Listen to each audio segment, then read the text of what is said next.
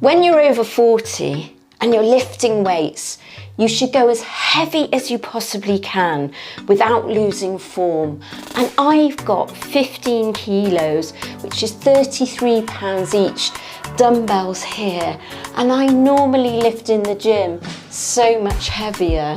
In this video, I'm going to talk about how to strength train when you're a woman over 40 and how to get the maximum benefit so that you're going to burn as much fat as possible. My name's Melissa Neal and this channel is all about helping you, if you're a woman over 40 or like me over 50, get in fantastic shape. And strength training is the best way to get in shape when you're over 40. It trumps cardio. And why is that? Because it builds metabolism. Strength training builds muscle, and muscle burns calories, in other words fat, just when we're sitting around doing nothing. But there are a ton of other health benefits. It actually is good for heart health, so it reduces your risk of diabetes and heart disease. It gives you better balance coordination and posture, and it actually prevents osteoporosis and arthritis. So what should we be doing as a woman over 40 to strength train? Well, we need to be doing big compound lifts. And big compound lifts, what they mean is they use multiple muscle groups. And that's going to mean we get the maximum benefit from burning fat, not only during the workout, but the main benefit is actually between workouts because we will have worked multiple muscles. So what are those compound movements? Well, I was demonstrating one at the start, which is a Romanian deadlift. Any deadlift movement is great. Then you've got squats, then you've got lunges. I know some of you watching can't do lunges, so you can always do glute kickbacks instead. Then we've got push movements and we've got pull movements. And body weight exercises like push-ups and pull-ups are absolutely fantastic. And I've got another video on this, on how to lift weights for fat loss, that actually demonstrates all these exercises.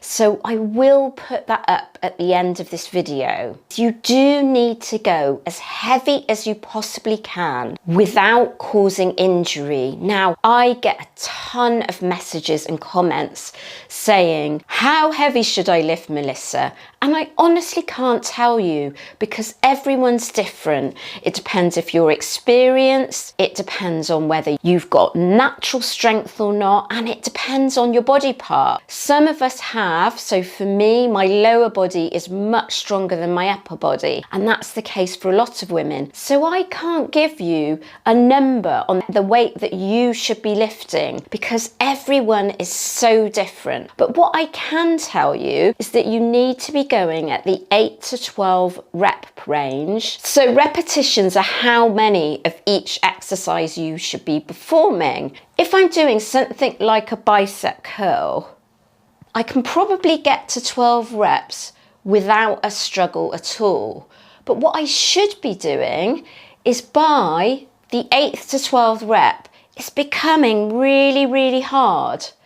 But I'm not losing form and it's almost a struggle to get the last 1 or 2 reps out. That's the way you tell if you're actually going heavy enough for you. So we talked about the 8 to 12 repetitions rate and then the number of sets. So that's the groups of repetitions. So if we had 10 repetitions, we might do 3 sets of those, but we want to put some rest in, don't we, between those sets. So the rest time that you should have should be anywhere from 30 seconds. If you were doing a relatively medium weight, if you're doing a really, really, really heavy weight, then you might need up to 2 minutes rest between sets. And the number of sets varies, but it's normally anything from 3 to 5, or possibly, if it's something like German volume training, which I do a lot of and I have a lot of on my programs, is actually 10 sets of 10. Although I've told you to go heavy, I did mention that that's without losing form. So you do need to focus on really good technique. And one of my foundation movements is the squat. So when we're first learning a movement like a squat, it's really important that we don't go so heavy to start off with, and we start building up the weight once we've got the technique nailed. And then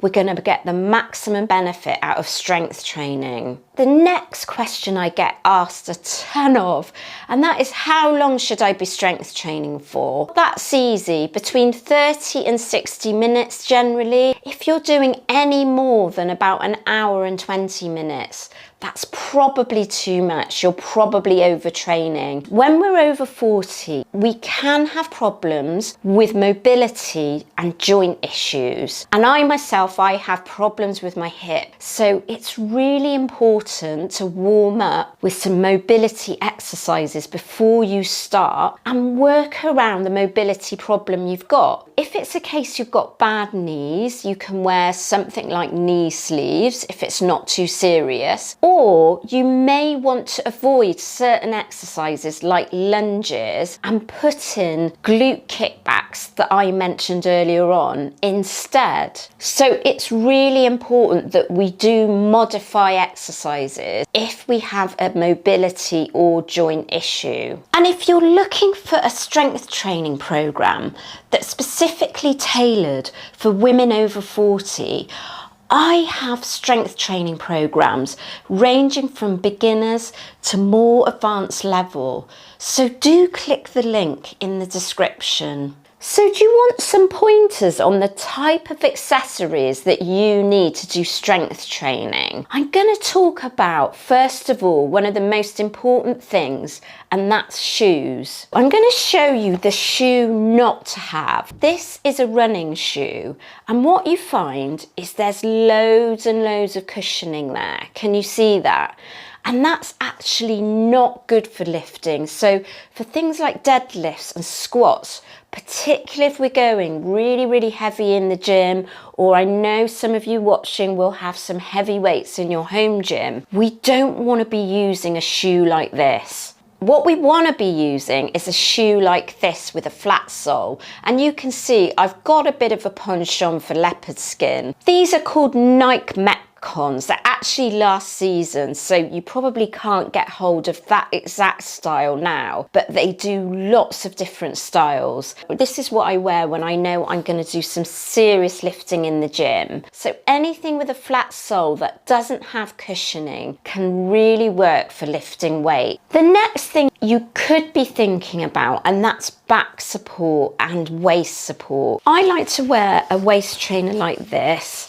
I will put a link in the description, and what that's going to do is it's just going to help me to brace in when I'm lifting my weights. It's really good for actually shaping our waistline, because what we need to do when we're lifting weights is brace in. And then this does a similar thing. So this is a lifting belt, but it's actually going to give you back support as well. So when you're going really, really heavy, and some people actually find that by wearing a lifting belt, they can go heavier. You know, I do experience back problems. I like wearing a lifting belt for the really big, heavy lifts, because it's going to help support my back during squats, during heavy lunges. And the other item you might like to think about, but I don't have them here, but I will link them in the description, and that's knee support. So many of us get problems with our knees when we're older, and so knee sleeves can be really, really helpful for that.